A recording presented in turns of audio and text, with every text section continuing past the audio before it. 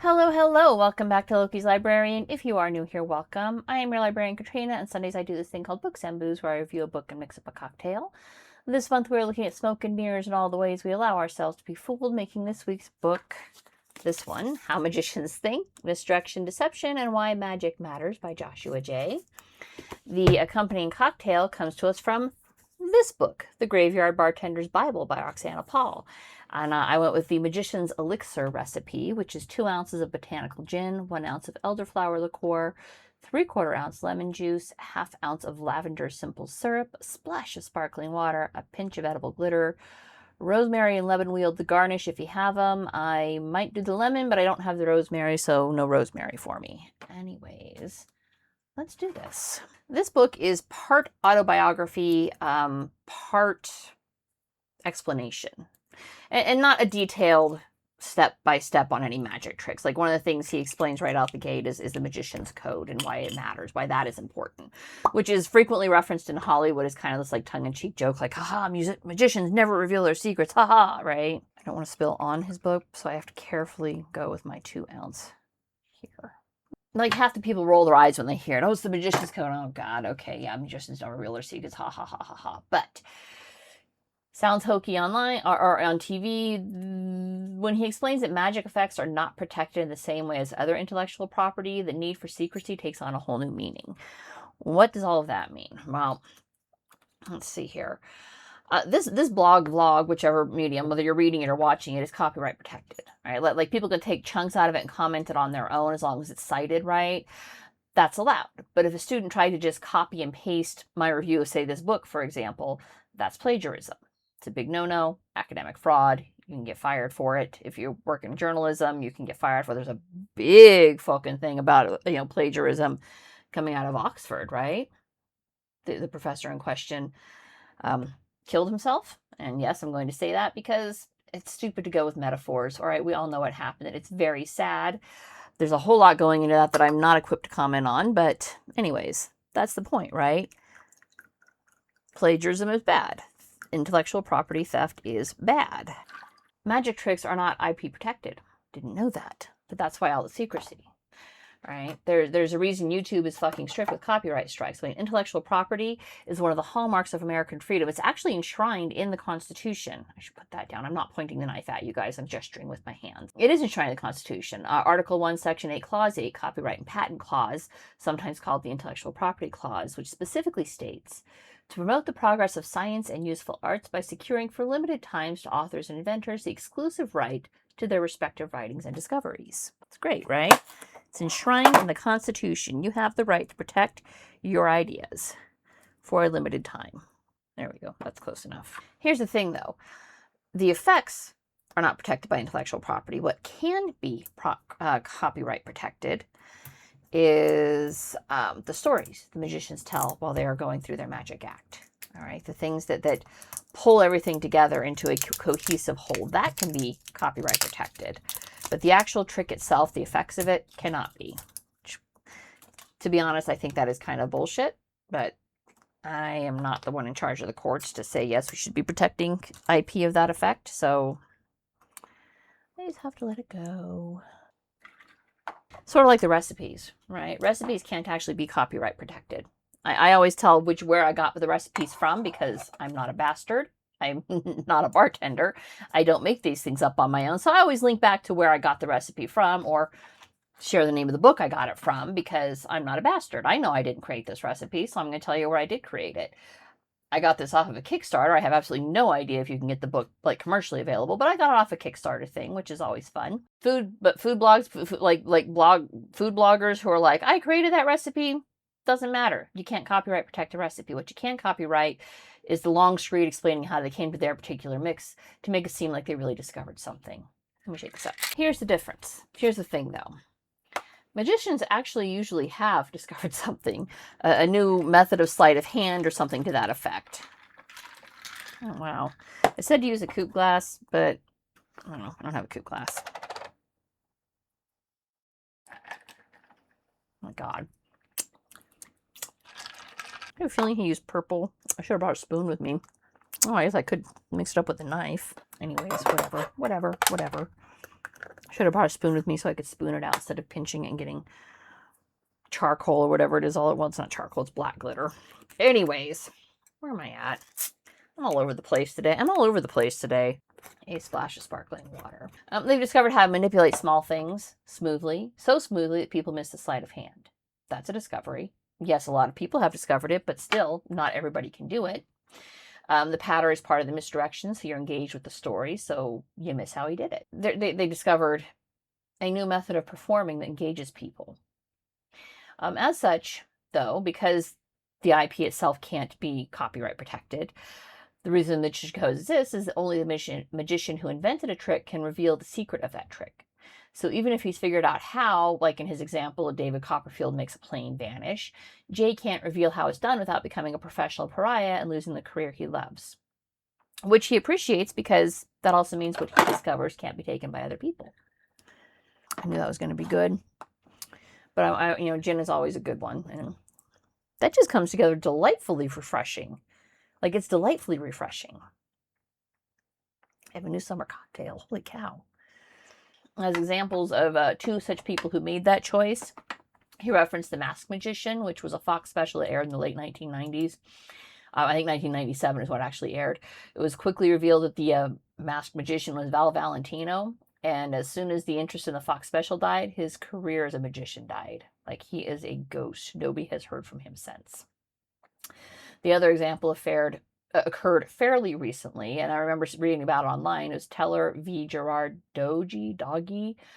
Teller of Penn and Teller fame did manage to actually successfully copyright a trick and defended that copyright against Dog, whatever his name is. And this is a unique situation, mostly because proving the originality of a piece can be really challenging in magic. I mean, it's been around for centuries. And I mean, in the known format of sleight of hand card tricks, it's been around for centuries. And I'll come back to that in a little bit. But Teller's piece, Shadows, is unique. He was able to copyright it most likely by proving he was the Providence. And so though you started to perform and sell a version of it in Belgium, somewhere in Europe, Teller was able to step up and say no and sue him into oblivion. And he is now also dust in the wind as far as the magic community goes. But how the Magician's Code works is the magicians police themselves.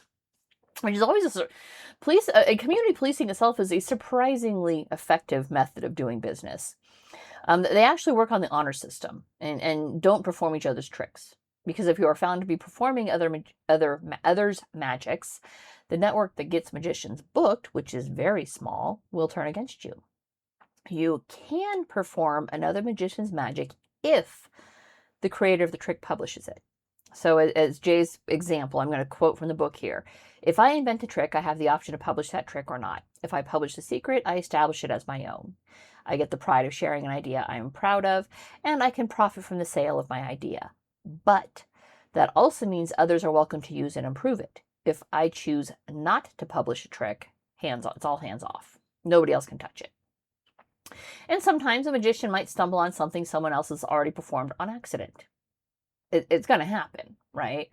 The magic community is frankly not that big. It's bound to happen that you're going to eventually inadvertently step on somebody else's toes. Professionally, what happens in that case is the creator of the original trick will call up the copycat and say, hey, that thing you did is like my trick, the Great Boogeyman, and I've been performing that for 2+ years. All right, I have video of me performing it. I have receipts showing that this was my trick 2 years ago. Please remove it from your act. And professionally, the copycat, not wanting to be drummed out of business, is going to apologize and remove it from his act. He's going to say, okay, I'm truly sorry. That was not my intention. I will absolutely stop performing it right away. If he doesn't, what happens is the original magician tells a friend, he tells a friend, who tells a friend, and before you know it, bam, the copycat's out. And he's no longer getting booked anywhere. I mean, think about how badly Carlos Mencia was dragged in comedy when he was accused of stealing jokes. I mean, like, mocked on South Park bad. Well, I was just kicking it with my homies and my brain. My brain's always so full of ideas because I'm so funny and stuff. So I was just all like, hey, Pepito, you like fish sticks? And my homeboy says, yeah, Carlos, you're so funny. And it just occurred to me. I was like, oh, man, you must be gay fish, Holmes. Motherfucker. Right. Which means he went more viral for stealing the joke than he ever did for any original joke he told. And the magic community is even smaller than the stand-up comedian community. mostly because everybody seems to think they can be a comedian. I'm fucking funny, man, and I know it, right? I don't think I could be a stand-up comedian. Being funny on demand is an art form, and most people don't seem to think it like that. I'm funny on accident, right? When I'm funny, when I make people laugh, it was not an intentional thing. It's not like I thought about it and thought, that'll be funny, let's tell that joke. It's usually I say something off the cuff that just hits somebody's funny bone. Being funny on demand is actually a lot harder than you think. Most people still think they can be a comedian. Most people realize they don't have the dexterity to be a magician. So the magic community is much smaller. And once that word of mouth spreads that you steal people's tricks, the very tiny magic community blacklists the would-be thief. And it really is that simple. They police themselves, which is a surprisingly effective control measure against theft of IP that is otherwise impossible to protect. There's lack of provenance that allows Penn and Teller to perform cups, and he goes into that. And Jay does in his book here. God, now I've got that glitter everywhere. Glitter really is the herpes of the arts and craft world, and now it's the herpes of the food world because I've got it all over my fucking thumbs. Lack of provenance allowed Penn and Teller to perform cups, which is one of the oldest magic tricks. You can see any variation of it if you YouTube cups on, go to cups magic trick. It's going to show you what's done. And it's, the putting the ball in which cup has the ball under it. It's the 3-man ante. That's the one I'm thinking of anyways. Right? They do it with clear cups to show the audience how it's done because there's no provenance for it. Nobody can tell you where cups came from. Every magician ever has a version of it because it's one of the introductory tricks to magic. So it's one of the oldest magic tricks. But they do it using clear cups, which still pisses some people off. But Penn and Teller, their show mostly just reveals their own magic, so they get away with it. Plus, they're very famous, so they get away with it. But it's how he did it. How is that done? That pulls most magicians in and keeps them grinding for the answer. Joshua Jay himself fell in love with magic when he was like 7 or 8. I mean, he was young. He was a kid, like kid. But whereas most like 7, 8-year-olds might have a first flush and then move on to other interests, this was his love affair for life from then on. All right. And it seems like each chapter includes anecdotes from his life explaining to how he got to where he is. I laughed out loud and hard. Like I had to put the book down. I was laughing so hard when he described being a 10-year-old performer at like a local show and a politician was in the audience. It was a state senator, or may have been a U.S. senator, but it was a politician of some fair renown where he was from, which was Ohio, Iowa, something like that. And he pulled the politician up on stage to decapitate him with a trick guillotine. And note, sadly, no politicians were harmed in the performance of this trick, but I admired a kid chasing the real dream of decapitating politicos at 10 years old, while his father had heart palpitations from the wings. I mean, living the dream, kid, living the dream. He's been performing ever since, so call it 30 years because he's not much younger than me. So it's no surprise he's quite good and quite well connected. He's met the names everyone is familiar with, Penn and Teller, David Copperfield, David Blaine. Jay is judged at international magic competitions, and while he rarely takes on students, the ones he does were heartbreaking to read about and shows that while he may be as egotistical as, well, all magicians. I mean, he freely admits and says you pretty much have to have an ego to get into this. His heart is as big as his ego for the time he gives to the people who he does train. Jay talks about how sometimes it's misdirection and sleight of hand, and sometimes it's no magic at all, citing how when David Blaine shoves an ice pick through his hand, it's not magic. He's shoving an ice pick through his fucking hand. He's tapping into that other great vaudeville talent, the sideshow freak. The haunted Zach Baggins, the haunted museum in Vegas. They have a clown room because of course they do. Clowns are freaky and scary to everybody, and they have a circus freak. And I watched the guy run a drill bit like this into his nostril. I mean, it's a skill like anything else. You can learn anything, including how to shove an ice pick through your hand and not bleed all over the place. That's kind of a skill that would be really fascinating to have, but that's how David Blaine does it. He just manages to not bleed. He includes the history of magic, which does take us all the way back to the 16th century. I mentioned that earlier. It's been going on for several hundred years. And the discovery of witchcraft by Reginald Scott, which was the first printed how-to manual on sleight of hand. And Jay credits that with keeping many early magicians out of the witch hunts of the 16th, 17th, and 18th centuries. He actually has an original copy of it from the 16th century. It was sold to him at a below reasonable price by another magician, which I'm going to circle back to that theme in just a minute too. You can get a copy of it off of Forgotten Books for like $9.50 if you want to pay for the PDF. He takes us through the early 19th century greats up through Houdini and how he died, which was not performing one of his tricks, which Hollywood likes to show, but rather a burst appendix, which is kind of plebeian for such a great magician. But that is how he died, was a burst appendix. He has several chapters devoted to his favorite magicians and explains how basically all of them, to some degree or another, collect magic memorabilia, which I get. David Copperfield has an enormous collection which he plans to endow into a museum, which will no doubt be amazing. Then there's Ken Klosterman in Ohio, who is very wealthy because he was like the sole supplier of bread products to McDonald's. Think about how many McDonald's are in the world, and you'll have an idea of just how wealthy he is. He has 3 enormous properties filled with magic memorabilia and no idea what to do with it all. But like magicians and magic lovers everywhere, he doles out pieces where they will be most appreciated rather than for the money. So Jay got his copy of The Discovery of Witches at a very, very reasonable price. But he tells one story where Klosterman hosted a retreat for magic collectors, and one of the presenters was David Stahl, who had been working on mapping out every aspect of the life of the great Lafayette, and he presented new research at this retreat. The great Lafayette was a Munich-born illusionist who died in a fire in 1911 during his last performance. The fire burned so hot and fierce that the great Lafayette was only identified by his signature sword, which was found on his body.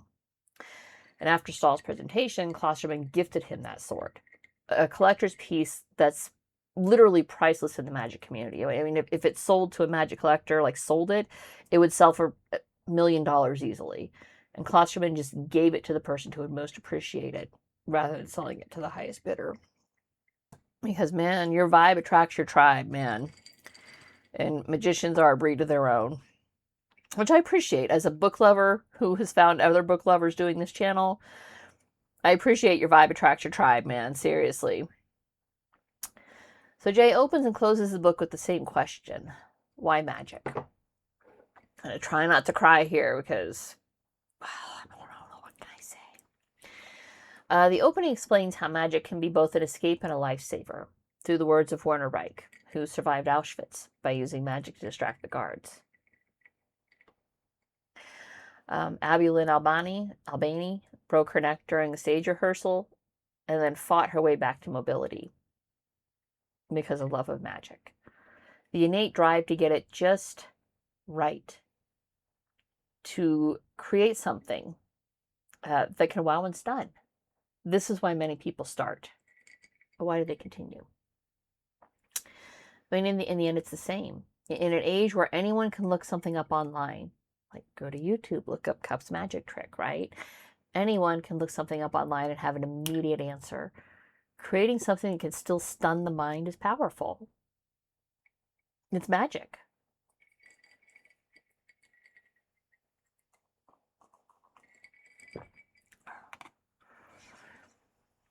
I really enjoyed this book. Jay has a performer's way with words. I mean, what I mean by that is there's a lot of like biographies out there of famous people, right? And you just know they're ghostwritten because the words don't sound anything like them. And I'm not just talking like actors and actresses where they, are paid to put on a different mask at any given time. I mean, there are ghostwriters who write biographies for famous people. And you never quite know which ones they are, but you know they're out there. But this one definitely got the sense that Jay wrote it. He's a performer. First and foremost, that's what a magician is a performer. And he has a performer's way with words. Each chapter is short and sweet, but very to the point. Nothing is dragged out or overblown. There may be misdirection in his magic, but there was none that I could detect in his writing, which is not to say it's not there. It just means I didn't see it, which means he's very good, as he invites you to see a glimpse of the world he loves. And it called me back to last week's book. Are psychics real? Is magic real? It's as real as you believe it to be. And that's it for this week. If you liked what you saw, don't forget to subscribe, and I will see you guys next Sunday.